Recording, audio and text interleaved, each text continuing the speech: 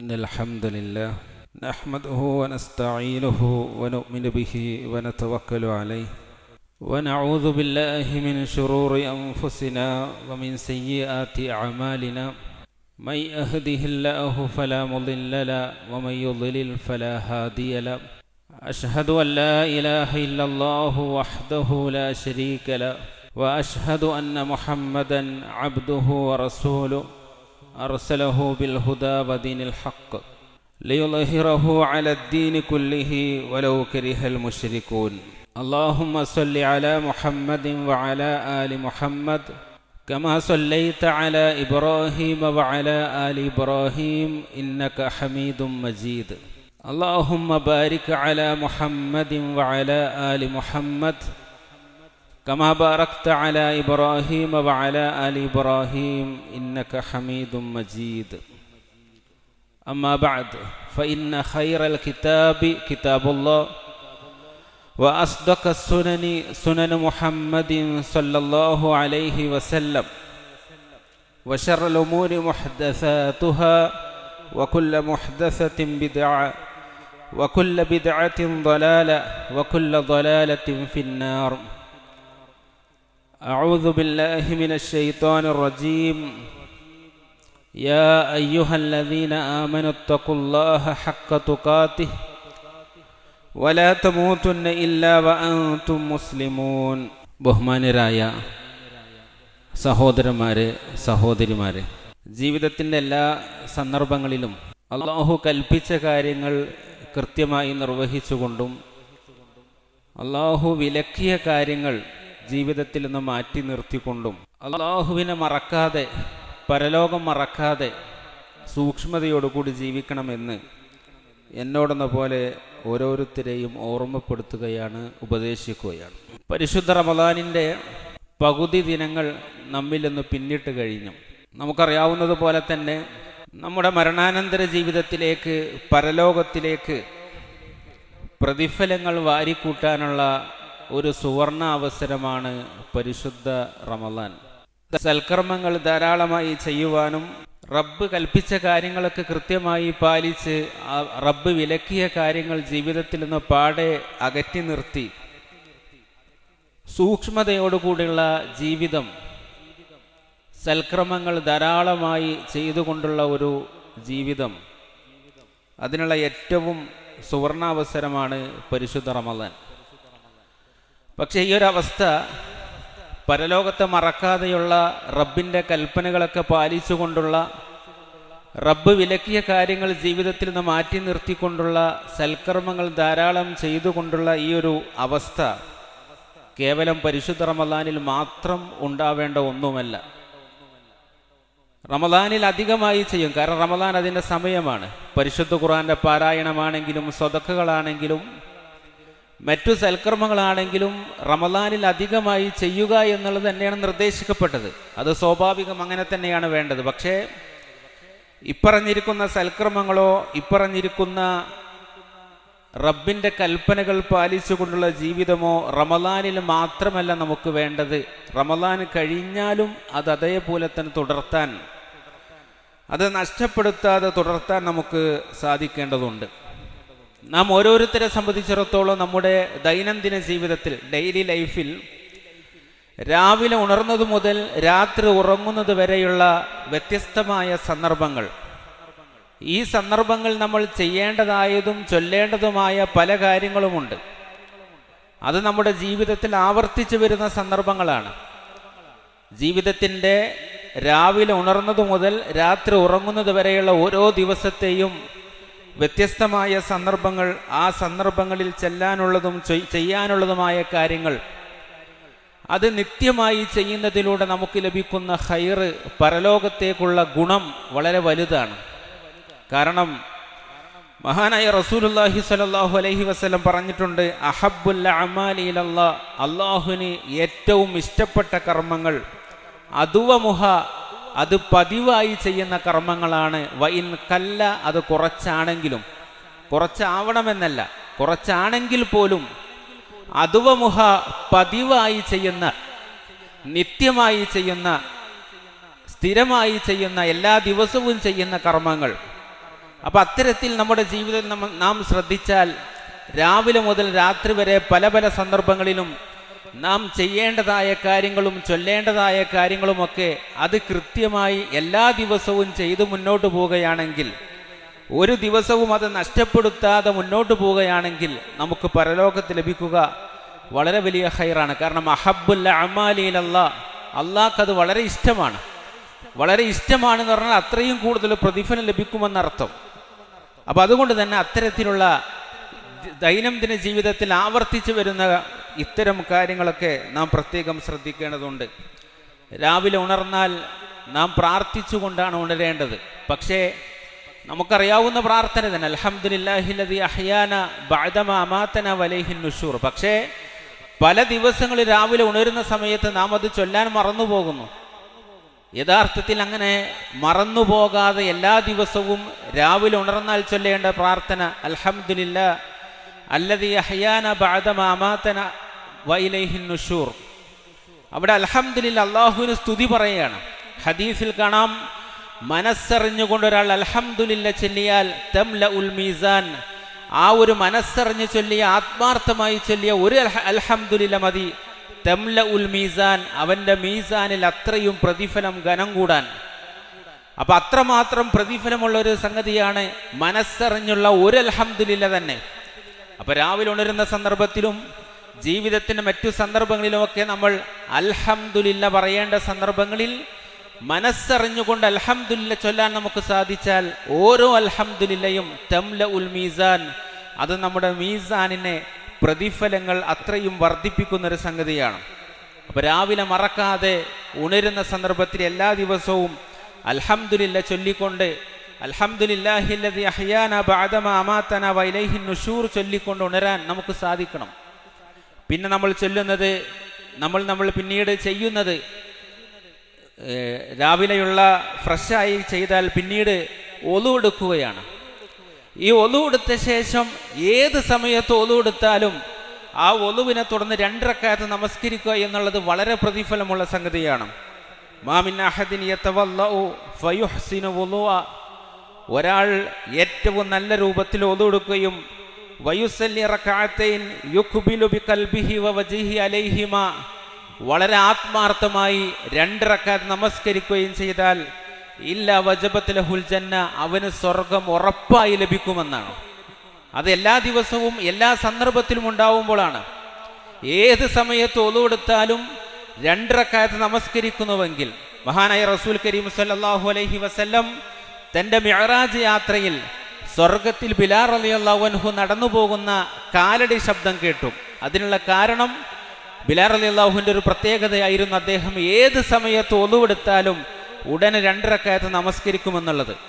അത് റവാത്തിബായി കൊണ്ടോ മറ്റോ പ്രത്യേകമായ മുഅയ്യനായ സുന്നത്ത് നിസ്കാരം ഉണ്ടെങ്കിൽ അതായാലും മതി. അതല്ലെങ്കിൽ ഒളുവിൻ്റെതായ 2 റക്അത്ത് നമസ്കാരം എപ്പോൾ ഒളു എടുത്താലും 2 റക്അത്ത് സുന്നത്ത് നിസ്കരിക്കുന്ന ഒരാൾക്ക്, അത് സ്ഥിരമായി ചെയ്യുന്ന ഒരാൾക്ക്, അതുവമുഹ, അത് പതിവായി ചെയ്യുന്ന ഒരാൾക്ക് ഇല്ല വജബത്ത് ലഹുൽ ജന്ന, അവന് സ്വർഗം ഉറപ്പായി ലഭിക്കുമെന്ന് ഒരിക്കൽ പോലും കളവ് പറഞ്ഞിട്ടില്ലാത്ത മഹാനായ റസൂൽ കരീം സല്ലല്ലാഹു അലൈഹി വസല്ലം വഹീൻ്റെ അടിസ്ഥാനത്തിൽ നമ്മെ അറിയിക്കുകയാണ്.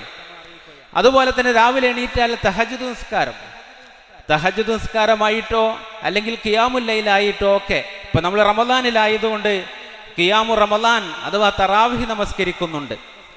ആ നിസ്കാരം പോലും അതിൻ്റെ പ്രതിഫലം ആഗ്രഹിച്ചുകൊണ്ട് നാം ചെയ്യണം. ഓരോ ദിവസവും ഈ തറാവി നമസ്കാരം ഇമാമിൻ്റെ കൂടെ പൂർണ്ണമായി നിസ്കരിക്കാൻ സാധിച്ചാൽ ഇന്ന റജുല ഇദാ സല്ല മഅൽ ഇമാം ഹത്താ യൻസരിഫ് കുതിബ ലഹു ഖിയാമു ലൈലത്തിൻ താമ്മ, ആ രാത്രി മുഴുവൻ നിസ്കരിച്ച കൂലി ലഭിക്കുകയാണ്. എന്ന് പറഞ്ഞാൽ ഒരു പള്ളിയിൽ അവിടെ നിസ്കരിക്കുന്ന 10-20 ആളുകൾക്കും എല്ലാവർക്കും ഒരേപോലെ പ്രതിഫലം എന്നല്ല. 20 ആളുകൾ നിസ്കരിക്കുന്നുണ്ടെങ്കിൽ ആ 20 ആളുകൾ നിസ്കരിക്കുന്നതെല്ലാം അവരുടെ ആത്മാർത്ഥതയിൽ വ്യത്യാസമുണ്ട്. അതുകൊണ്ട് അവർക്ക് ലഭിക്കുന്ന പ്രതിഫലത്തിലും വ്യത്യാസമുണ്ട്.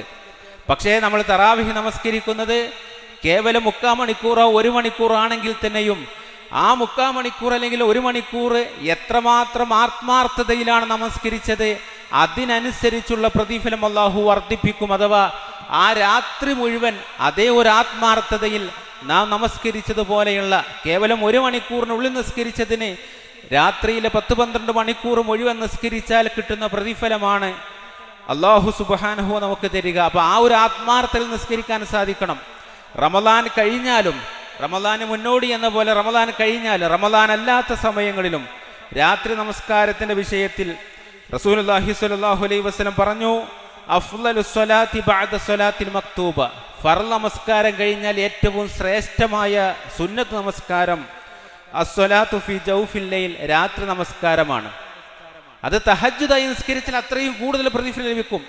സുബഹിന് മുന്നേ, സുബഹ് ബാങ്കിന് മുന്നേ എഴുന്നേറ്റുകൊണ്ട് തഹജ്ജുദായി നിസ്കരിച്ചാൽ അത്രയും കൂടുതൽ പ്രതിഫലം. അതല്ലെങ്കിൽ രാത്രി ഉറങ്ങുന്നതിന് മുന്നോടിയെങ്കിലും ഖിയാമുൽ ലൈലായിക്കൊണ്ട് രാത്രി നിസ്കാരം നിർവഹിക്കാൻ സാധിച്ചാൽ ചുരുങ്ങിയത് ഒരു റക്അത്താണ്, ഒന്നല്ലെങ്കിൽ മൂന്നല്ലെങ്കിൽ 5 എന്ന രൂപത്തിൽ രാത്രി നമസ്കാരം ഒറ്റയിൽ അവസാനിപ്പിക്കുക എന്നുള്ളതാണ്. അപ്പോൾ ആ രൂപത്തിൽ രാത്രി നമസ്കാരം നിർവഹിക്കുന്ന ഒരാൾക്ക് അത്രയും കൂടുതൽ പ്രതിഫലം ലഭിക്കുകയാണ്. ഒരാൾ അയാളുടെ ജീവിതത്തിൽ എല്ലാ ദിവസവും, കേവലം റമദാനിൽ മാത്രമല്ല, എല്ലാ ദിവസവും രാത്രി നമസ്കാരം നിർവഹിക്കുന്നു. അത് തഹജ്ജുദായിക്കൊണ്ടോ അല്ലെങ്കിൽ രാത്രി ഉറങ്ങുന്നതിന് മുന്നോടിയായിക്കൊണ്ടോ ഒരു റക്അത്തെങ്കിലും, അല്ലെങ്കിൽ 3 റക്അത്ത് വിത്റായിട്ടെങ്കിലും, അല്ലെങ്കിൽ 5 റക്അത്തായി 2+2+1 ഈ രൂപത്തിലൊക്കെ 5 റക്അത്തായിക്കൊണ്ടോ 7 റക്അത്തായിക്കൊണ്ടൊക്കെ ഏതാണെങ്കിലും റക്അത്തുകളുടെ എണ്ണം സ്ഥിരമായിട്ടില്ലെങ്കിൽ പോലും ആ രാത്രി നമസ്കാരം അയാൾ കൃത്യമായി എല്ലാ ദിവസവും നിർവഹിക്കുന്നുവെങ്കിൽ ആ ഒരു പതിവായി ചെയ്യുന്ന കർമ്മം അല്ലാഹുവിന്റെ അടുക്കൽ വളരെയധികം പ്രതിഫലമുള്ള സംഗതിയാണ്. രാവിലെ ഉണർന്ന് ഒളുവെടുത്ത് സുന്നത്ത് നിസ്കരിച്ചാൽ, ഒളുവിൻ്റെ 2 റക്അത്ത് സുന്നത്ത് നിസ്കരിച്ചാൽ, പിന്നെ തഹജ്ജുദായി നിസ്കരിക്കുന്ന ഒരാൾ തഹജ്ജുദ് നിസ്കരിച്ച ശേഷം സുബഹ് ബാങ്ക് കൊടുത്ത ശേഷം പിന്നീട് അയാൾ നിസ്കരിക്കുന്ന റവാത്തിബ് സുന്നത്താണ്. ഖിയാമുൽ ലൈലിന്റെ വിഷയം പറഞ്ഞ പോലെ തന്നെ ഏറ്റവും കൂടുതൽ പ്രതിഫലമുള്ള സുന്നത്ത് നിസ്കാരമാണ് റവാത്തിബ് സുന്നത്ത്. സുബഹ് നമസ്കാരത്തിന് മുമ്പുള്ള 2 റക്അത്ത്, ളുഹൂർ നമസ്കാരത്തിന് മുമ്പുള്ള 2+2, ഒരു ഹദീസിൽ 2 റക്അത്ത് എന്നും വേറെ ഹദീസിൽ 4 റക്അത്ത് എന്ന് പറഞ്ഞിട്ടുണ്ട്. അതിനർത്ഥം ചുരുങ്ങിയത് 2 റക്അത്തെങ്കിലും നിസ്കരിക്കുക, അതിനേക്കാൾ നല്ലത് 2+2 4 റക്അത്ത് നിസ്കരിക്കലാണ്. ളുഹൂറിന് ശേഷം 2 റക്അത്ത് റവാത്തിബാണ്, +2 റവാത്തിബല്ലാത്ത സുന്നത്താണ്. അസർക്കുമ്പുള്ള സുന്നത്ത് റവാത്തിബല്ലാത്ത സുന്നത്താണ്. അസർക്ക് ശേഷം സുന്നത്തില്ല. മഗ്രിബിന് മുമ്പുള്ള സുന്നത്ത് റവാത്തിബല്ലാത്ത സുന്നത്താണ്. മഗ്രിബിന് ശേഷമുള്ള 2 എന്ന് പറയുന്നത് റവാത്തിബായ സുന്നത്താണ്. ഇശാക്ക് മുമ്പുള്ള 2 റക്അത്ത് റവാത്തിബല്ലാത്ത സുന്നത്താണ്. ഇശാക്ക് ശേഷമുള്ള 2 റക്അത്തുള്ള റവാത്തിബായ സുന്നത്താണ്. ഇങ്ങനെ അയാളുടെ ദൈനംദിന ജീവിതത്തിൽ ഈ സുന്നത്ത് നിസ്കാരങ്ങൾ, പ്രത്യേകിച്ച് റവാത്തിബ് സുന്നത്തുകൾ, സുബഹിന് മുമ്പുള്ള 2, ളുഹൂറിന് മുമ്പുള്ള 2 അല്ലെങ്കിൽ 4, ളുഹൂറിന് ശേഷമുള്ള 2, മഗ്രിബിന് ശേഷമുള്ള 2, ഇശാക്ക് ശേഷമുള്ള 2, ഈ റവാത്തിബ് സുന്നത്തുകൾ അയാൾ കൃത്യമായി എല്ലാ ദിവസവും പരമാവധി നഷ്ടപ്പെടാതെ നിർവഹിക്കുന്നുവെങ്കിൽ ബനല്ലാഹു ലഹു ബൈതൻ ഫിൽ ജന്ന, അവർക്ക് സ്വർഗമുണ്ട് എന്ന് മാത്രമല്ല, സ്വർഗത്തിലെ ഒരു ഭവനം, കേവലം സ്വർഗത്തിലെ ജനറലായ അനുഭൂതികൾ മാത്രമല്ല, സ്വർഗീയമായ പ്രത്യേക ഭവനത്തിൽ ലഭിക്കുന്ന പ്രത്യേക അനുഭൂതികൾ അവർക്ക് വേണ്ടി അള്ളാഹു ഒരുക്കി വെച്ചിട്ടുണ്ട് എന്ന് മഹാനായ റസൂൽ കരീം സല്ലല്ലാഹു അലൈഹി വസല്ലം നമ്മെ പഠിപ്പിക്കുകയാണ്. അതുപോലെ തന്നെ സുബഹി ജമാഅത്ത്, ആരെങ്കിലും സുബഹി ജമാഅത്തിൽ പങ്കെടുത്താൽ അയാൾ രാത്രി മുഴുവൻ നമസ്കരിച്ച പ്രതിഫലമാണെന്ന് റസൂൽ കരീം സല്ലല്ലാഹു അലൈഹി വസല്ലം പറഞ്ഞിട്ടുണ്ട്. എന്ന് പറഞ്ഞാൽ സുബഹി നിസ്കാരം നിർവഹിക്കുന്നത് 10 മിനിറ്റ് സമയമായിരിക്കും. ആ സുബഹി ജമാഅത്തിൽ പങ്കെടുത്ത 10 മിനിറ്റ് സമയം എത്രമാത്രം ആത്മാർത്ഥമായിട്ടാണ് നിസ്കരിച്ചത്, അയാൾക്ക് ലഭിക്കുന്ന ആ 10 മിനിറ്റിന്റെ കൂലി അള്ളാഹു കൊടുക്കുന്നത് കേവലം ആ ഒരു 10 മിനിറ്റ് ആയിട്ടല്ല, ആ രാത്രി മുഴുവൻ 10-12 മണിക്കൂർ നിസ്കരിച്ചാൽ കിട്ടുന്ന കൂലിയാണ് കേവലം ആ ഒരു 10 മിനിറ്റ് സുബഹി ജമാഅത്തിൽ പങ്കെടുത്താൽ അയാൾക്ക് ലഭിക്കുന്നത് എന്ന് റസൂൽ സല്ലല്ലാഹു അലൈഹി വസല്ലം അവിടെ പഠിപ്പിച്ചിട്ടുണ്ട്. സുബഹി ജമാഅത്ത് കഴിഞ്ഞാൽ പിന്നെ ഇസ്റാഖ് നിസ്കാരം ളുഹാ നിസ്കാരം തന്നെയാണ്. ളുഹാ നിസ്കാരം അതിൻ്റെ ഏറ്റവും ആദ്യ സമയത്ത് നിർവഹിക്കുന്നതിനാണ് ഇസ്റാഖ് നിസ്കാരം എന്ന് പറയാം. എന്ന് പറഞ്ഞാൽ ഒരാൾ സുബഹി ജമാഅത്തിൽ പങ്കെടുത്ത് പള്ളിയിൽ തന്നെ ഇരുന്ന് അയാൾ ദിക്റുകളൊക്കെ ചൊല്ലുകയാണ്, ഖുർആൻ ഓതുന്നു. അങ്ങനെ ഇസ്റാഖിൻ്റെ സമയമായാൽ എന്ന് പറഞ്ഞാൽ കലണ്ടറിൽ ഉദയസമയം കാണിക്കും. ആ ഉദയസമയം കഴിഞ്ഞ് ഒരു 20 മിനിറ്റ് കൂടി, ഇപ്പോൾ ഏകദേശം 5:30 സുബഹ് ബാങ്ക്, സുബഹി നിസ്കാരം ഒരു പക്ഷേ 5:50 ആയിരിക്കാം. ഒരു 6 മണിക്ക് സുബഹി ജമാഅത്ത് കഴിഞ്ഞാൽ ഉദയസമയം 6:40 അപ്പോൾ 6:40 6:40 കഴിഞ്ഞ് 20 മിനിറ്റ് 7 മണി വരെ. അപ്പോൾ 6 മണി മുതൽ 7 മണി വരെയുള്ള ഏകദേശം 1 മണിക്കൂർ സമയം കൂടി പെട്ടെന്ന് അയാൾ പിരിഞ്ഞു പോകാതെ പള്ളിയിൽ തന്നെ ഇരിക്കുകയും ആ ഇരിക്കുന്ന സമയത്ത് അയാൾ സുബഹിന് ശേഷമുള്ള ദിക്റുകളൊക്കെ ചൊല്ലുന്നു, അദ്കാർ സുബാഹ് ചൊല്ലുന്നു. നമുക്കറിയാം അദ്കാർ സുബാഹൊക്കെ ജീവിതത്തിൽ നിത്യമായി ചെയ്യേണ്ട ദിക്റുകളാണ്. രാവിലെ ചൊല്ലേണ്ട ദിക്റുകൾ, വൈകുന്നേരം ചൊല്ലേണ്ട ദിക്റുകൾ, അതിൽ തന്നെ ചില പ്രധാനപ്പെട്ട ദിക്റുകളൊക്കെ നമ്മൾ കാണാതെ പഠിച്ചു ചൊല്ലണം. നമുക്കറിയാം എല്ലാ ഫർള് നമസ്കാരങ്ങൾക്ക് ശേഷം എന്നപോലെ തന്നെ രാവിലത്തെ ദിക്റുകളിലും വൈകുന്നേരത്തെ ദിക്റുകളിലും ഉറങ്ങാൻ കിടക്കുന്ന മുന്നോടിയൊക്കെ ആയത്തുൽ കുർസി ചൊല്ലൽ സുന്നത്താണ്. അഅ്ലമു ആയത്തിൻ ഫിൽ ഖുർആൻ, ഖുർആനിലെ ഏറ്റവും മഹത്വമുള്ള ആയത്താണ് ആയത്തുൽ കുർസി. ആ ആയത്തുൽ കുർസി ചൊല്ലി, സൂറത്തുൽ ഇഖ്ലാസ് ചൊല്ലി, സൂറത്തുൽ ഫലക്ക് ചൊല്ലി, സൂറത്തുൻ നാസ് ചൊല്ലി, അതുപോലെയുള്ള വേറെയും ചില പ്രാർത്ഥനകൾ നമ്മുടെ ജീവിതത്തിൽ അല്ലാഹുവിൻ്റെ പ്രത്യേകമായ സംരക്ഷണം ഉണ്ടാവാൻ വേണ്ടി നാം ചൊല്ലുന്ന കുറേ പ്രാർത്ഥനകളുണ്ട്. ബിസ്മില്ലാഹില്ലദീ ലാ യദുറു മഅസ്മിഹി ശൈഉൻ ഫിൽ അർളി വലാ ഫിസ് സമാ വഹുവസ് സമീഉൽ അലീം 3 തവണ. അഊദു ബികലിമാത്തില്ലാഹി താമ്മാതി മിൻ ശർരി മാ ഖലഖ് 3 തവണ. അതുപോലെ തന്നെ ജീവിതത്തിൻ്റെ ഓരോ സന്ദർഭങ്ങളിലും ദിവസം 1 പ്രാവശ്യമെങ്കിലും ചൊല്ലാൻ ശ്രദ്ധിക്കേണ്ട അഊദു ബികലിമാത്തില്ലാഹി താമ്മ മിൻ കുല്ലി ശൈത്വാനിൻ വഹാമ്മ വമിൻ കുല്ലി ഐനിൻ ലാമ്മ. അല്ലാഹുവിൻ്റെ അടുക്കൽ നിന്നുള്ള പ്രത്യേക സംരക്ഷണത്തിന് വേണ്ടി പ്രാർത്ഥിക്കുകയാണ്. അപ്പം നമ്മുടെ വീട്ടിലുള്ള ചെറിയ കുട്ടികൾ, സ്വന്തമായി പ്രാർത്ഥന ചൊല്ലാൻ സാധിക്കാത്ത ചെറിയ പ്രായത്തിലുള്ള കുട്ടികൾ, ഈ കുട്ടികൾക്കും അല്ലാഹുവിൻ്റെ പ്രത്യേകമായ സംരക്ഷണം ഉണ്ടാവാൻ, വിഷജന്തുക്കളിൽ നിന്നുള്ള ഷെറുകളൊന്നും ബാധിക്കാതിരിക്കാൻ, ഇത്തരത്തിൽ ഷെറുകൾ ബാധിക്കാതിരിക്കാൻ ഈ കുട്ടികളുടെ തലയിൽ കൈവച്ചുകൊണ്ട് ഉഈദുക ബികലിമാത്തില്ലാഹി താമ്മ മിൻ കുല്ലി ശൈത്വാനിൻ വഹാമ്മ വമിൻ കുല്ലി ഐനിൻ ലാമ്മ, ആ കുട്ടിക്ക് പ്രത്യേക സംരക്ഷണം ലഭിക്കാൻ വേണ്ടി നമ്മൾ പ്രാർത്ഥിക്കുന്ന പ്രാർത്ഥനയാണ്. ഇടക്കൊക്കെ കുട്ടികളുടെ തലയിൽ കൈവച്ചുകൊണ്ട് പ്രാർത്ഥിക്കുന്ന പ്രാർത്ഥന ഉഈദുക ബികലിമാത്തില്ലാഹി താമ്മ മിൻ കുല്ലി ശൈത്വാനിൻ വഹാമ്മ വമിൻ കുല്ലി ഐനിൻ ലാമ്മ. അതുപോലെയുള്ള മറ്റു രാവിലെ ചൊല്ലേണ്ട ദിക്റുകൾ, വൈകുന്നേരം ചൊല്ലേണ്ട ദിക്റുകളൊക്കെ നമ്മുടെ ജീവിതത്തിൽ പതിവായിരിക്കണം. പല പ്രാർത്ഥനകളുമുണ്ട്. യാ ഹയ്യു യാ ഖയ്യൂം ബിറഹ്മതിക അസ്തഗീസ് അസ്ലിഹ് ലി ശഅനി കുല്ല വലാ തകിൽനി ഇലാ നഫ്സി തർഫത ഐൻ. യാ ഹയ്യു യാ ഖയ്യൂം, എന്നും ജീവിച്ചിരിക്കുന്ന എല്ലാം നിയന്ത്രിക്കുന്നവനായ അല്ലാഹുവേ, ബിറഹ്മതിക അസ്തഗീസ്, നിന്റെ റഹ്മത്ത് കൊണ്ട് ഞാൻ സഹായം തേടുന്നു. അസ്ലിഹ് ലി ശഅനി കുല്ല, എൻ്റെ എല്ലാ കാര്യങ്ങളും നീ നന്നാക്കി തരണേ. വലാ തകിൽനി ഇലാ നഫ്സി തർഫത ഐൻ, എൻ്റെ ഒരു കാര്യവും എന്നിലേക്ക് ഒരു നിമിഷം പോലും നീ എന്നിലേക്ക് വിടരുത്. എല്ലാ സന്ദർഭത്തിനും നിന്റെ സംരക്ഷണവും നിന്റെ സഹായവും ഉണ്ടാവണേ എന്ന് അല്ലാഹുവിനോട് പ്രാർത്ഥിക്കുന്ന, രാവിലെ ഉണർന്നാൽ നമുക്കുണ്ടാകുന്ന പല ആവലാദികളും പല ടെൻഷനുകളും, പക്ഷേ റബ്ബിലേക്ക് ആത്മാർത്ഥമായി മനസ്സറിഞ്ഞ് അർത്ഥമറിഞ്ഞുകൊണ്ട് പ്രാർത്ഥിക്കുമ്പോൾ മനസ്സിന് സമാധാനം ലഭിക്കുന്ന ഒരുപാട് പ്രാർത്ഥനകളുണ്ട്. അപ്പോൾ സുബഹി ജമാഅത്ത് കഴിഞ്ഞ ശേഷം ഒരാൾ പള്ളിയിലിരുന്ന് അവിടെ ദിക്റുകളൊക്കെ ചൊല്ലി പരിശുദ്ധ ഖുർആന്റെ പാരായണം നടത്തി. നമുക്കറിയാം പരിശുദ്ധ ഖുർആന്റെ പാരായണം ഈ റമദാൻ മാസത്തിൽ അധികമായി ചെയ്യേണ്ട ഒരു സംഗതിയാണ്. കാരണം പരിശുദ്ധ റമദാൻ എന്നുള്ളത് ഷഹ്റുൽ ഖുർആൻ, ഖുർആന്റെ മാസമാണ്. പക്ഷേ റമദാൻ കഴിഞ്ഞിട്ടും ഈ പരിശുദ്ധ ഖുർആന്റെ പാരായണം നിലനിർത്തുക എന്നുള്ളതാണ് പ്രധാനപ്പെട്ട സംഗതി. നാം ഓർത്തു നോക്കുക, കഴിഞ്ഞ റമദാനിൽ നമ്മൾ ധാരാളമായി ഖുർആൻ ഓതിയിരുന്നു. ആ റമദാൻ കഴിഞ്ഞ ശേഷം പിന്നീട് അങ്ങോട്ട് ശവ്വാലും ദുൽഖഅദും ദുൽഹിജ്ജയും മുഹറമും സഫറും ഒക്കെ വന്നപ്പോൾ റമദാനിൽ ഓതി അത്ര തന്നെ ഓതിയില്ലെങ്കിലും എല്ലാ ദിവസവും ചുരുങ്ങിയത് 1 പേജെങ്കിലും ഓതുക എന്നുള്ള ഒരു സിസ്റ്റം നമ്മുടെ ജീവിതത്തിൽ ഉണ്ടായിരുന്നോ എന്നുള്ള നാം ആലോചിക്കേണ്ടതാണ്. ഇപ്പോൾ ഈ റമദാനിൽ നമ്മൾ ഖുർആൻ ഓതുന്നുണ്ട്, ധാരാളമായി ഓതുന്നുണ്ട്. പക്ഷേ ഈ റമദാൻ കഴിഞ്ഞ് പിന്നീട് അങ്ങോട്ട് പോകുമ്പോൾ നമുക്ക് ഈ പരിശുദ്ധ ഖുർആന്റെ പാരായണം നിലനിർത്താൻ സാധിക്കണം.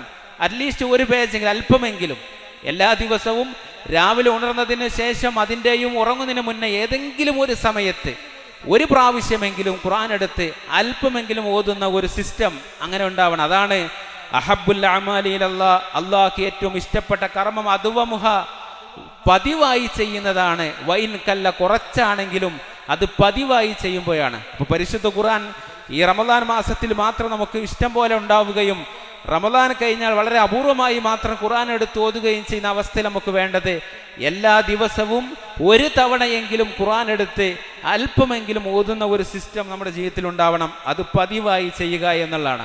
അപ്പോൾ ഈ രൂപത്തിൽ സുബഹി ജമാഅത്തിന് ശേഷം ഇരുന്ന് പള്ളിയിലിരുന്ന് ഖുർആൻ പാരായണവും അദ്കാറും ഒക്കെ ചൊല്ലിയിട്ട് ഈ ശുറൂക്കിൻ്റെ സമയമാകുമ്പോൾ 2 റക്അത്ത് നമസ്കരിച്ചു പോയാൽ അയാൾക്ക് ഹജ്ജ് ചെയ്തതിൻ്റെയും ഉംറ ചെയ്തതിൻ്റെയും കൂലി ലഭിക്കുമെന്ന് റസൂലുള്ളാഹി സ്വല്ലല്ലാഹു അലൈഹി വസല്ലം പറഞ്ഞിട്ടുണ്ട്. എന്ന് പറഞ്ഞാൽ ഒരാൾ തൻ്റെ സമ്പത്തൊക്കെ ചെലവഴിച്ച് ശാരീരികമായ റിസ്ക് എടുത്ത് മക്കയിൽ പോയി ഹജ്ജ് ചെയ്ത് വന്നാൽ അല്ലെങ്കിൽ ഉംറ ചെയ്ത് വന്നാൽ അയാൾക്ക് ലഭിക്കുന്ന പ്രതിഫലവും ഇയാൾക്ക് ലഭിക്കുന്ന പ്രതിഫലം ഒരേപോലെയാണ് എന്നല്ല.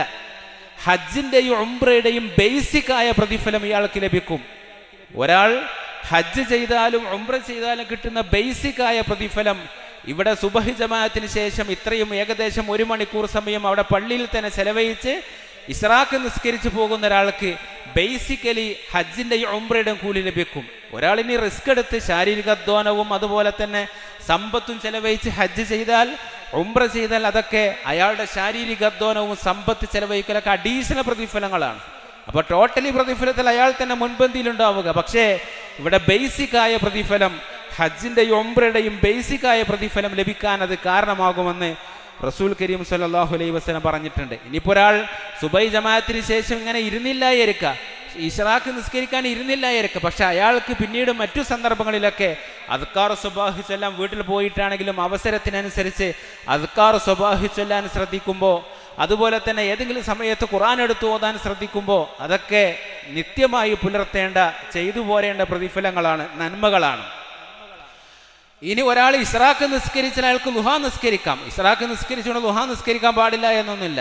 ഇസ്റാഖ് അതിൻ്റെ തുടക്കം മാത്രമാണ്. ഏതുപോലെ ഒരാൾ ഇശാക്ക് ശേഷം ഇശാഖിൻ്റെ സുന്നത്തിന് ശേഷം അയാൾ രാത്രി നിസ്കാരം നിർവഹിച്ചതിൻ്റെ ബാക്കിയായിട്ട് അയാൾക്ക് സുബഹിന് മുന്നേ സുബഹ് ബാങ്കിന് മുന്നേ അതിന് തുടർച്ചയായി ബാക്കി നിസ്കരിക്കാം. പക്ഷെ ടോട്ടൽ എണ്ണം ഒറ്റയിൽ അവസാനിക്കണം മാത്രം. 1, 3, 5, 7, 9, 11 എന്ന രൂപത്തിൽ അയാൾ അന്ന് നിസ്കരിച്ച രാത്രി നിസ്കാരത്തിൻ്റെ ടോട്ടൽ എണ്ണം ഒറ്റയിൽ അവസാനിക്കണം മാത്രം. ഇതേപോലെ ഈ ലുഹാ നിസ്കാരം ഒരാൾ ഇസ്റാഖ് 2 റക്അത്ത് നിസ്കരിച്ചാലും പിന്നീട് അയാൾ വീട്ടിൽ പോയി ജോലി സ്ഥലത്തോ അല്ലെങ്കിൽ വേറെ സ്ഥലത്തോ പോയിട്ട് 8 മണിക്കോ 9 മണിക്കോ 10 മണിക്കോ 11 മണിക്കോ ഒക്കെ അയാൾക്ക് ലുഹാ നിസ്കാരം വീണ്ടും നിർവഹിക്കാം. അതിൻ്റെ തുടർച്ചയായിട്ട് ആദ്യം 2 നിസ്കരിച്ച തുടർച്ചയായി വീണ്ടും 2, 4, 6 ഒക്കെ നിസ്കരിക്കാം. കാരണം ലുഹാ നിസ്കാരം എന്നുള്ളത് വളരെ കൂടുതൽ പ്രതിഫലമുള്ള ഒരു സുന്നത്തായ നിസ്കാരമാണ്. ഒരാളുടെ ശരീരത്തിൽ 360ഓളം സന്ധികൾ, ആ സന്ധികൾക്ക് കണക്കായ സ്വതക്ക ചെയ്യാൻ അയാൾ ബാധ്യസ്ഥനാണ്. പക്ഷേ അയാൾ അതിന് ശ്രമിച്ചുകൊണ്ടിരിക്കണം. സ്വതക്കകൾ ചെയ്യുവാൻ, നല്ല കാര്യങ്ങൾ ചെയ്യുവാൻ അയാൾ ശ്രമിച്ചുകൊണ്ടിരിക്കണം. പക്ഷേ അവിടെ തന്നെ ഹദീസിൽ കാണാം, ഒരാൾ ലുഹാ നിസ്കരിച്ചാൽ ലുഹാ നിസ്കാരത്തിൻ്റെ ആ 2 റക്അത്ത് അയാൾക്ക് സൗകര്യപ്പെട്ട ഏതെങ്കിലും സമയത്ത്, അത് 8 മണി, 8:30, 9, 9:30, 10 മണി, 11 എന്ന് പറഞ്ഞാൽ സൂര്യൻ ഉദിച്ചുയർന്നത് മുതൽ അതിന് സമയം ആരംഭിച്ചു. പിന്നീട് അതിൻ്റെ സമയം ഏകദേശം നട്ടുച്ച വരെ, നട്ടുച്ചയുടെ അടുത്ത സമയം ഒരു 11:30 വരെയൊക്കെ അയാൾക്ക് അതിന് സമയമുണ്ട്. അതിനിടയിൽ അയാൾ ഏതെങ്കിലും സമയത്ത് 2 റക്അത്ത് ലുഹാ നിസ്കരിക്കുന്നുവെങ്കിൽ 360 സ്വതക്ക ചെയ്ത പ്രതിഫലമാണ് അയാൾക്ക് ലഭിക്കുക എന്നൊക്കെ ഹദീസിൽ കാണാൻ സാധിക്കും. അതുപോലെ തന്നെ ളുഹുർ ജമാഅത്ത്, അസർ ജമാഅത്ത്, ജമാഅത്ത് നിസ്കാരങ്ങളും അതിന് മുമ്പുള്ള റവാത്തിബ് സുന്നത്ത്, ശേഷമുള്ള റവാത്തിബ് സുന്നത്തുകൾ, റവാത്തിബല്ലാത്ത സുന്നത്ത് നിസ്കാരങ്ങൾ, അതുപോലെ തന്നെ ഉറങ്ങുന്നതിന് മുന്നോടിയുള്ള അദ്കാറുകൾ, ഉറങ്ങുന്നതിന് മുന്നോടി ഒളുവെടുത്തുകൊണ്ട്, നമുക്കറിയാം ഉറങ്ങുന്നതിന് മുന്നോടി ഒളുവെടുക്കൽ പ്രത്യേകം സുന്നത്താണ്. ഉറങ്ങുന്നതിന് മുന്നേ ഒളുവെടുത്തുകൊണ്ട് ഈ പറഞ്ഞ രൂപത്തിൽ ആയത്തുൽ കുർസിയും സൂറത്തുൽ ഇഖ്ലാസും ഫലഖുൻ നാസൊക്കെ ചൊല്ലി, കയ്യിലൂതി ശരീരത്തിൽ തടവി ചൊല്ലാനതൊക്കെ ചൊല്ലി, ബിസ്മിക്കല്ലാഹു മഹ്യാ വ അമൂത്ത് എന്ന് ചൊല്ലി അയാൾ കിടക്കല്. അപ്പം അങ്ങനെ ഈ ഓരോ ദിവസവും ദൈനംദിന ജീവിതത്തിൽ കൃത്യമായി നിലനിർത്തി പോരാൻ സാധിക്കുന്ന, എല്ലാ ദിവസവും മുടക്കം വരാതെ ചെയ്യാൻ പറ്റുന്ന ഒരുപാട് കർമ്മങ്ങളുണ്ട്. ചൊല്ലാനുള്ളതും ചെയ്യാനുള്ളതുമായ കർമ്മങ്ങൾ. അത് എല്ലാ ദിവസവും കൃത്യമായി പരമാവധി നഷ്ടപ്പെടാതെ, പരമാവധി മുടക്കം വരാതെ അയാൾ കൃത്യമായി ചെയ്യുമ്പോൾ അയാളുടെ മരണാനന്തര ജീവിതത്തിലേക്ക് വളരെ വലിയ മുതൽക്കൂട്ടായിരിക്കും. അതുപോലെ തന്നെ ഡെയിലി ലൈഫിൽ നമുക്ക് ലഭ്യമല്ലെങ്കിലും പല സന്ദർഭങ്ങളിൽ നമുക്ക് ലഭിക്കുന്ന മറ്റു പല അവസരങ്ങൾ, സക്കാത്ത് കൊടുക്കൽ, സ്വതക്കകൾ കൊടുക്കൽ, അത് എല്ലാ ദിവസവും ചിലപ്പോൾ നമ്മുടെ അവസ്ഥക്കും സാഹചര്യത്തിനനുസരിച്ചായിരിക്കും. ചിലപ്പോൾ നമ്മുടെ അടുക്കലേക്ക് ഒരാൾ ആവശ്യമുന്നയിച്ച് വരുമ്പോൾ, അല്ലെങ്കിൽ നമ്മളൊരാളുടെ അവസ്ഥ അറിയുമ്പോഴാണ് നമ്മളവിടെ സ്വതക്ക കൊടുക്കുന്നത്. അയാൾ ഇന്നാലിൻ്റെ ബുദ്ധിമുട്ടിലാണ്, പ്രയാസത്തിലാണ് നമ്മൾ അറിയുമ്പോൾ അപ്പോൾ നമുക്ക് ഉള്ളതിനനുസരിച്ച് കൊടുക്കുക എന്നാണ്. ജുഹുദുൽ മുക്കില്ല്, ഉള്ളവൻ ഉള്ളതിനനുസരിച്ച്, കുറവുള്ളവൻ കുറവുള്ളതിനനുസരിച്ച്. ജുഹൂദുൽ മുക്കില്ല് പറഞ്ഞാൽ സാമ്പത്തികമായി അത്രമാത്രം ഇല്ലാത്ത ഒരാളും അയാൾക്കുള്ളതിൽ നിന്ന് അല്പമെങ്കിലും, അതുകൊണ്ടാണ് റസൂലുള്ളാഹി സ്വല്ലല്ലാഹി അലൈഹി വസല്ലം ഒരു കാരക്ക സീഡിന്റെ വിഷയം പറഞ്ഞത്. ഒരാൾ തൻ്റെ വിശപ്പ് മാറ്റാൻ വേണ്ടി ഒരു കാരക്ക കഴിച്ചു കൊണ്ടിരിക്കുന്നു, അയാളെ കയ്യിൽ ആ കാരക്ക മാത്രമേ ഉള്ളൂ. ആ സമയത്ത് അയാളെപ്പോലെ വിശപ്പുള്ള മറ്റൊരാൾ വന്ന് ചോദിക്കുമ്പോൾ ആ കാരക്കയുടെ ചീളെടുത്ത് അയാൾക്കും ഷെയർ ചെയ്യുമ്പോൾ റസൂലുള്ളാഹി സ്വല്ലല്ലാഹു അലൈഹി വസല്ലം പറഞ്ഞത് അയാൾ കൊടുത്തത് കേവലം ഒരു കാരക്ക ചീളല്ല, അള്ളാഹു അതിൻ്റെ പ്രതിഫലത്തെ വളർത്തിക്കൊണ്ടിരിക്കും, ഒരാൾ കുതിരക്കുട്ടിയെ വളർത്തുന്ന പോലെ. എന്നിട്ട് ആ കാരക്കച്ചീള് സ്വതക്ക കൊടുത്ത ആൾക്ക് ലഭിക്കുന്ന പ്രതിഫലം ഉഹുദ് മലയോളം സ്വതക്ക കൊടുത്ത അത്രമാത്രമായിരിക്കും. കാരണം അയാൾക്ക് ഉള്ളതില്ലെന്നുള്ള ആ കാരക്കച്ചീള് വളരെ ആത്മാർത്ഥമായി പ്രതിഫലേച്ചയോട് കൂടെ അയാൾ കൊടുത്തപ്പോൾ ആ കാരക്കച്ചീള് കൊടുത്തതിന് അള്ള കൊടുക്കുന്ന പ്രതിഫലം ഒരു ഉഹുദ് മലയോളം സ്വതക്ക കൊടുത്ത പ്രതിഫലമാണ്. അപ്പോൾ നമ്മുടെ അവസ്ഥ പലർക്കും പല ബുദ്ധിമുട്ടുകളാണ്, സാമ്പത്തികമായ ഞെരുക്കങ്ങളാണ്, തികയായ്മകളാണ്. ആ തികയായ്മകൾക്കിടയിലും നമ്മുടെ അടുക്കലേക്ക് സഹായം ചോദിച്ചു വരുന്ന ഒരാൾക്ക്, അല്ലെങ്കിൽ ഒരാളുടെ ചികിത്സക്ക് ഫണ്ടില്ലാതെ ചികിത്സക്ക് പണം തികയാതെ ഒരാൾ ബുദ്ധിമുട്ടെന്നറിയുമ്പോൾ നമുക്ക് കൂടുതൽ കൊടുക്കാനെന്നില്ല, കേവലം 10 രൂപ മാത്രമേ നമ്മുടെ കയ്യിൽ കൊടുക്കാനുള്ളൂ. അതിൽ കൂടുതൽ കൊടുക്കാൻ നമുക്ക് തന്നെ സാമ്പത്തിക ക്ഷീണമുള്ള സമയമാണെങ്കിലും ആ ആത്മാർത്ഥമായി കൊടുക്കുന്ന കേവലം 10 രൂപ പോലും അള്ള സ്വീകരിക്കുന്നത് കേവലം 10 രൂപയായിട്ടല്ല, അത് വളരെ വലിയൊരു തുക പ്രതിഫലം കൊടുത്തതുപോലെയാണ്. ആ രൂപത്തിൽ നന്മകളുടെ വിഷയത്തിൽ നാം ധാരാളമായി താല്പര്യം കാണിക്കണം. ഇഅ്തികാഫിൻ്റെ വിഷയം നമുക്കറിയാം, അവസാന 10 ഇഅ്തികാഫിരിക്കൽ വളരെ കൂടുതൽ പ്രതിഫലമുള്ള സംഗതിയാണ്. ഇഅ്തികാഫിൻ്റെ വിഷയത്തിൽ നാം പ്രത്യേകം ശ്രദ്ധയും താല്പര്യവും കാണിക്കണം. അത്തരത്തിൽ അള്ളാഹുവിൻ്റെ പ്രതിഫലം ആഗ്രഹിച്ചുകൊണ്ട് ജീവിതത്തിലുടനീളം സൽക്കർമ്മങ്ങൾ ചെയ്യുവാനുള്ള സന്മനസ്സും തൗഫീഖും നമുക്ക് അള്ളാഹു പ്രദാനം ചെയ്യുമാറാവട്ടെ. അൽഹംദുലില്ലാഹ് വസ്സലാത്തു വസ്സലാമു അലാ റസൂലില്ലാഹ് വഅലാ ആലിഹി വസ്വഹ്ബിഹി അജ്മഈൻ അമ്മാ ബഅദ്. ഇസ്ലാമിക നിർദ്ദേശങ്ങൾ എല്ലാ സന്ദർഭത്തിലും പാലിച്ച് ജീവിക്കണമെന്ന് ഒരിക്കൽ കൂടി ഓർമ്മപ്പെടുത്തുകയാണ്. നേരത്തെ ഇത്തികാഫിൻ്റെ വിഷയം പറഞ്ഞല്ലോ. റസൂലുള്ളാഹി സ്വല്ലല്ലാഹു അലൈഹി വസല്ലം ചെയ്യാറുണ്ടായിരുന്നത്, സ്വഹാബാക്കളും ചെയ്യാറുണ്ടായിരുന്നത് അവസാനത്തെ 10 മുഴുവനായി ഇത്തികാഫ് ഇരിക്കുക എന്നുള്ളതാണ്. അപ്പോൾ അതാണ് ഏറ്റവും ഉത്തമമായ അവസ്ഥ. റമദാനിലെ അവസാന 10 മുഴുവനായി, അത് ജുമുഅ ഉള്ള പള്ളിയിലാവണം. ആ പള്ളിയിൽ ആ 10 ദിവസം മുഴുവൻ ഇത്തികാഫ് ഇരിക്കുക, അതാണ് ഏറ്റവും നല്ല അവസ്ഥ. ഇനി അതിന് സാധിക്കില്ലെങ്കിൽ റമദാനിലെ രാത്രികളെ ഇത്തികാഫ് കൊണ്ട് സജീവമാക്കുക. കാരണം ലൈലത്തുൽ ഖദ്ർ ലൈലത്താണല്ലോ, രാത്രിയാണല്ലോ. അപ്പോൾ ലൈലത്തുൽ ഖദ്ർ പ്രതീക്ഷിച്ചുകൊണ്ട് ഓരോ രാവും പള്ളിയിൽ ഇത്തികാഫ് ഇരുന്ന്, അത് നമ്മളെ കൊണ്ട് പറ്റുന്ന രൂപത്തിൽ. ഇനിയിപ്പോൾ ഒരാൾക്ക് ഇശാ നിസ്കാരം കഴിഞ്ഞ് വീട്ടിൽ പോയി എന്തെങ്കിലുമൊക്കെ കഴിച്ച ശേഷം പിന്നെ പള്ളിയിൽ വന്ന് പിന്നെ പള്ളിയിൽ ഇരുന്നു കൊണ്ട് അവിടെ ഖുർആനൊക്കെ ഓതി ദീർഘസമയം ഖുർആനൊക്കെ ഓതി ഉറങ്ങാം, കുറച്ച് സമയമൊക്കെ ഉറങ്ങാം. കാരണം കുറച്ച് സമയം ഉറങ്ങാതിരുന്നാൽ പിന്നീട് മറ്റു ഇബാദത്തിന്, ബാക്കി നിസ്കാരങ്ങൾക്കോ അല്ലെങ്കിൽ സുബഹി സമയത്തൊക്കെ ഉറക്കം നമ്മളെ പ്രയാസപ്പെടുത്തും. അപ്പോൾ ഇത്തികാഫിനിടയിലും ക്ഷീണം മാറ്റാൻ വേണ്ടിയുള്ള അല്പസമയം ഉറക്കം പോലും പ്രതിഫലമാകുന്നത് ആ അർത്ഥത്തിലാണ്. അപ്പം അങ്ങനെ പള്ളിയിൽ വന്ന് അവിടെ ദീർഘസമയം ഖുർആൻ ഓതി അല്പസമയമൊക്കെ ഉറങ്ങി.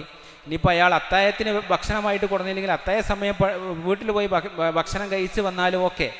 അപ്പോൾ അത്രയും മണിക്കൂറുകൾ അയാളെ ഇത്തികാഫിന് നിയ്യത്തിൽ പള്ളിയിൽ ആ രാത്രി സജീവമാക്കിയത്, അതിനൊക്കെ വളരെ വലിയ പ്രതിഫലമാണ്. അതിൽപ്പെട്ട ഒരു രാവ് ലൈലത്തുൽ ഖദ്ർ ആയിരിക്കും. ഏത് രാവ് എന്ന് അയാൾക്ക് അറിയില്ലെങ്കിലും ആ 10 രാവും അയാളെ സജീവമാക്കുമ്പോൾ 10 രാവും ഈ പറഞ്ഞ രൂപത്തിൽ അയാൾ ഖുർആൻ ഓതി പള്ളിയിൽ ഇരുന്നിട്ടുണ്ട്, ഇത്തികാഫ് ഇരുന്നിട്ടുണ്ട്. പക്ഷെ ആ 10-ൽ ഒരു രാവ് ലൈലത്തുൽ ഖദ്ർ ആയിട്ടാണ് വരിക. അപ്പം അന്ന് അയാൾക്ക് ലഭിക്കുന്ന പ്രതിഫലം ബാക്കി 9 ദിവസം ലഭിച്ച പ്രതിഫലം പോലെയല്ല. ലൈലത്തുൽ ഖദ്ർ ഖൈറും മിൻ അൽഫി ഷഹർ, 1000 മാസത്തേക്കാൾ. അപ്പം അന്ന് ഒരു രാത്രിയിൽ ചെയ്ത ഖുർആൻ പാരായണവും സുന്നത്ത് നിസ്കാരവും ഒക്കെ അയാൾക്ക് ലഭിച്ചത് അത്രയും ഇരട്ടിക്ക് പ്രതിഫലമായിട്ടാണ്. അതുകൊണ്ട് റമദാനിൻ്റെ രാത്രികൾ ഇനിയിപ്പോൾ പള്ളിയിൽ ഇത്തികാഫായിട്ട് ഇരുന്നിട്ടില്ലെങ്കിൽ പോലും വീട്ടിൽ പോയിട്ട് കിടന്നുറങ്ങല്ലേ ചെയ്യേണ്ടത്.